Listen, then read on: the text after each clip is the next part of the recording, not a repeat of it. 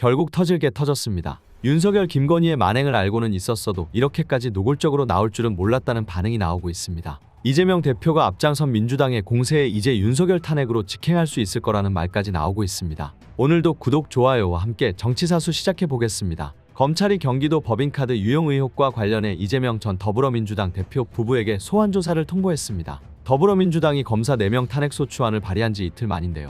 이에 민주당에서는 국면전 안용쇼, 위기 때마다 야당 대표를 제물로 삼는다고 반발했습니다. 이재명 전 대표도 치졸하고 폭력적인 보복행위라고 지적했습니다. 민주당은 법제사법위원회에서 탄핵 대상인 검사 4명에 대한 탄핵소추 조사도 추가로 진행할 예정입니다. 이 전 대표는 이날 오후 최근 검찰이 자신과 부인 김혜경 씨의 소환조사를 통보한 것에 대해 무도한 정권이 정치검찰을 이용해 치졸하게 폭력적인 보복행위를 하고 있다고 했습니다. 그는 이 사건은 이미 몇 년 동안 수백 번의 압수수색, 수백 명의 소환조사를 통해 이미 무혐의 불송치 결정이 났던 사건이라며, 그러나 이 정권의 이 유치한 행위조차도 우리 국민들과 함께 슬기롭게 잘 견뎌내고 또 이겨내겠다고 했습니다. 이 전 대표는 이날 서울중앙지법 형사합의 33부 심리로 열리는 위증교사 혐의 재판에 출석하는 길이었습니다. 앞서 법조계에 따르면 수원지검 공공수사부는 지난 4일 이 전 대표 측의 경기도 법인카드 유용 의혹으로 업무상 배임 등 혐의 피의자 신분으로 출석해 조사받을 것을 알렸는데요. 검찰은 소환일을 특정하지 않고 추후 일정을 협의하기로 한 것으로 전해집니다.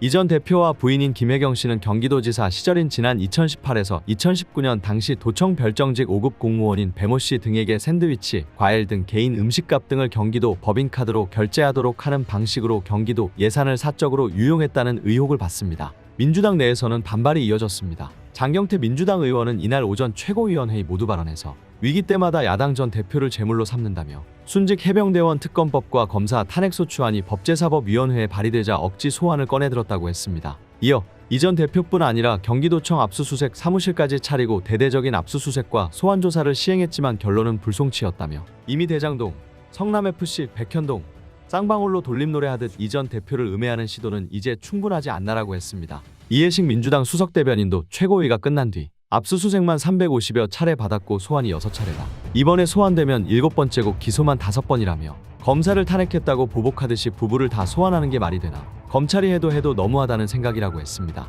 법사위 소속 민주당 의원들은 이날 오전 국회에서 기자회견을 열고 검찰의 특수활동비 부정사용 사건에 대한 공수처의 신속한 수사를 촉구했습니다. 이들은 지금까지 드러난 검찰의 특수활동비 부당사용 사례는 빙산의 일각에 불과하다면서, 그런데도 공수처는 관련 수사를 사실상 시작조차 하지 않았다고 했습니다. 민주당은 지난 4월에도 검찰 특수활동비에 대해 업무상 배임과 직권남용 등의 혐의로 윤석열 대통령과 한동훈 전 법무부 장관을 공수처에 고발한 바 있는데요. 이에 이 역시 검찰 압박 속도전의 일환이라는 분석이 나옵니다. 민주당은 탄핵소추안의 대상인 검사 4명에 대해 법사위 차원의 탄핵소추 조사도 진행하겠다고 예고했습니다. 지난 2일 민주당이 발의한 탄핵안은 본회의에 보고된 이후 법사위로 회부됐습니다. 법사위는 조사위원회를 출범시켜 탄핵 대상 검사에 대한 국회 차원의 조사를 실시할 수 있는데요. 현재 법사위 정원 18명 중 10명이 민주당, 1명이 조국혁신당으로 민주당이 대다수를 차지하고 있습니다.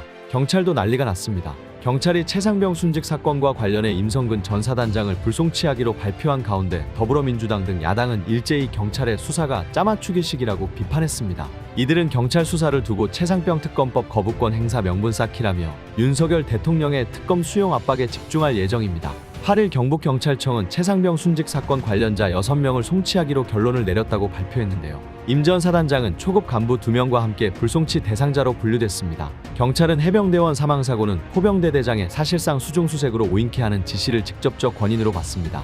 반면 임 전 사단장은 A여 단장으로부터 보고받은 수색지침 변경과 새로운 지시를 한 사실이 없는 점, 포병대대장의 임의적 수색지침 변경을 예상하기 어려운 점 등을 종합적으로 고려해 최종 판단을 내렸다고 밝혔습니다. 앞서 지난 5일 경북경찰청은 법조인과 학계 인사 등 외부 민간위원 11명으로 구성된 수사심의위원회를 비공개로 열고 경찰의 수사 결과를 심의했습니다. 이날 경찰 수사 결과 발표가 나오자 야당은 일제히 비판했습니다. 윤종군 민주당 원내대변인은 임 전 사단장이 공동정범에서 빠진 것을 지적했습니다. 그는 과거 삼풍백화점이나 성수대교 붕괴 사고 등의 판결의 건물 책임자와 공무원 등 모든 단계에서 관여한 이들에게 과실 책임을 물어 공동정범을 인정했다는 점에 비추어 도무지 납득할 수 없는 수사 결과라고 지적했습니다. 이어 억지 짜맞추기 수사로 면죄부를 주고 윤 대통령께 이런 수사 결과를 핑계로 거부권 행사의 명분을 만들 수 있을 거라고 여긴다면 크나큰 오산임을 경고한다고 했습니다. 조국혁신당도 논평을 내고 경북경찰청은 오늘 발표한 수사 결과를 들고 최상병 묘역에 가서 참배할 자신이 있냐면서 윤석열 대통령이 경로하고 임성근 당시 사단장을 빼돌리기 위해 온갖 군대 전화를 돌리고 그 난리를 쳤는데 경찰 고위 간부가 자신의 직을 걸지 않고서야 어찌 수사 결과에 진실을 담을 수 있었겠냐고 지적했습니다. 개혁신당 관계자도 수사 결과는 처음부터 정해져 있던 수사 결과를 읊은 것밖에 안 됐다고 생각한다고 했습니다. 이어 월권 행위를 했지만 직권남용에 해당하지 않는다는 등의 주장을 하는데 임 전 사단장 구하기용으로 그냥 짜맞추기 수사 결과를 뽑았다고 판단한다고 밝혔습니다. 향후 이들 정당은 윤 대통령을 향해 특검법 수용을 위한 압박에 들어갈 전망입니다. 민주당은 오는 10일 국회 본관 계단에서 시민단체와 특검법 수용 촉구대회를 13일에는 광화문 광장으로 나가 야당 시민사회단체 등과 범국민대회를 진행할 예정입니다. 아울러 최상병 순직 일주기인 오는 19일에는 국회 본관에서 촛불 문화제를 추진하고 있습니다. 조국혁신당은 야당과 공동행동에 나설 것으로 보입니다. 혁신당 관계자는 야당들이 공동행동을 취해야 한다고 본다며 민주당이 제안을 한다면 공동행동을 취하지 않을까 싶다고 했습니다. 개혁신당도 일명 천하람 중재안을 바탕으로 여당 설득에 들어갈 전망입니다. 천하람 개혁신당 원내대표는 지금까지 해왔던 대로 대통령실 여당을 상대로 최상병 특검법을 수용하라고 계속 압박할 예정이고 중재안을 통해 여당 의원들을 협상 테이블로 끌어내는 노력도 지속적으로 기울일 생각이라고 말했습니다. 국민의힘은 정쟁특검이라고 치부하며 거부하고 있습니다. 이날 오후 국회 행정안전위원회 소속 국민의힘 의원들은 성명서를 통해 일주기에 맞춰 탄핵 촉구 청원 청문회까지 열고 법리에 따른 경찰 수사 결과 발표를 두고는 밑도 끝도 없는 외압설을 제기하면서 정쟁화에만 골몰해서는 안 된다고 했습니다.